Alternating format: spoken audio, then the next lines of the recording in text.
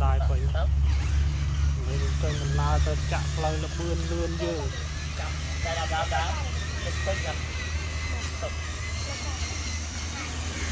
đây nó đây phe luôn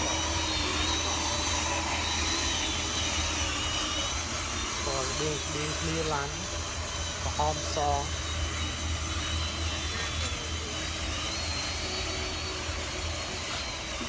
bao lâu lắm ấy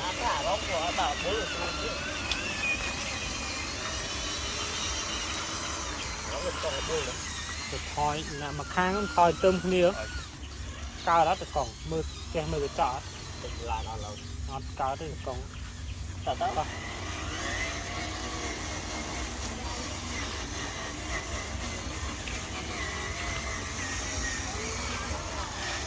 chạy nhà một khang đang chạy một cát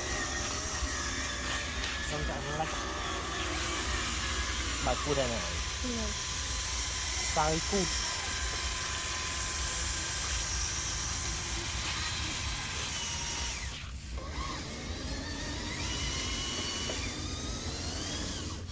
chuột lươn kia con lươn đi ắt lên cầm đồ lên này cào căn cái lạnh tà ráng còn căn lạnh căn bưng là bật bưng mò tùy rồi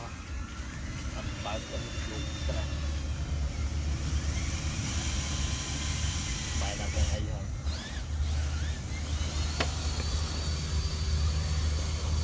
cả nó automat to tệ bài nó hay ôn à thì giờ này thì mất nhảy vừa đào xin mà sửa thì muốn mong mình lọp chủ đào xin mà sửa lại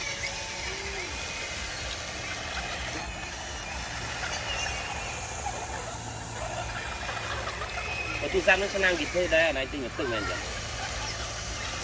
tôi sang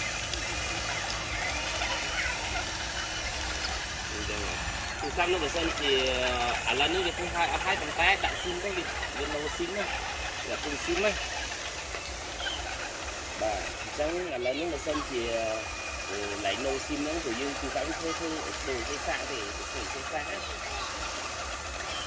là đồ hai xạ thôi thầm ra là nó thì được hiện tại khi mà đào cho nên người ta đã sinh xong cái nước bọt thì xạ cho nó nhanh này để bà dân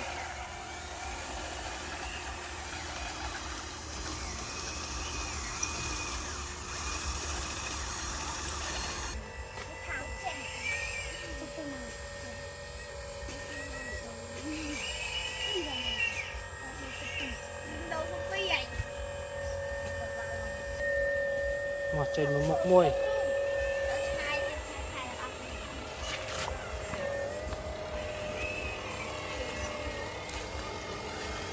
bữa đây thôi cho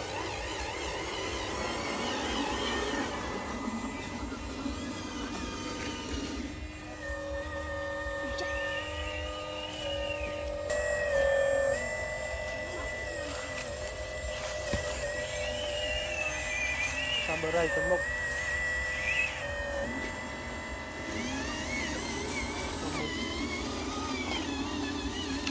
ok để toán cái nó tôi tắt đây nó nắng lại mình toàn tàu đèn ta thôi đặt đây à ở có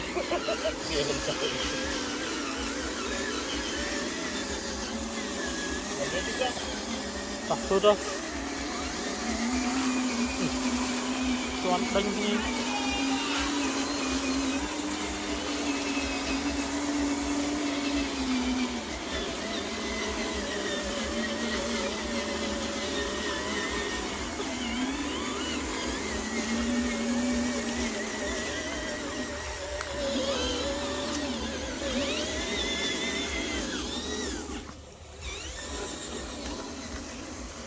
mà bữa đây làm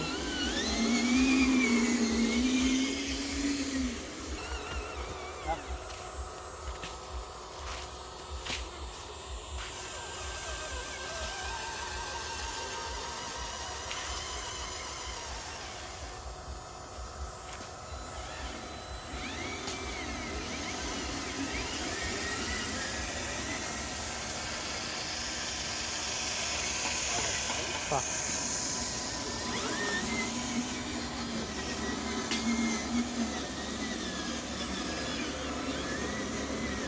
Ok.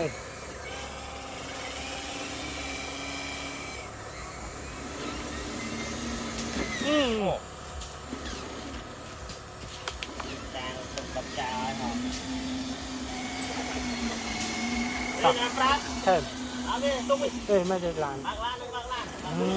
Chọc bọt.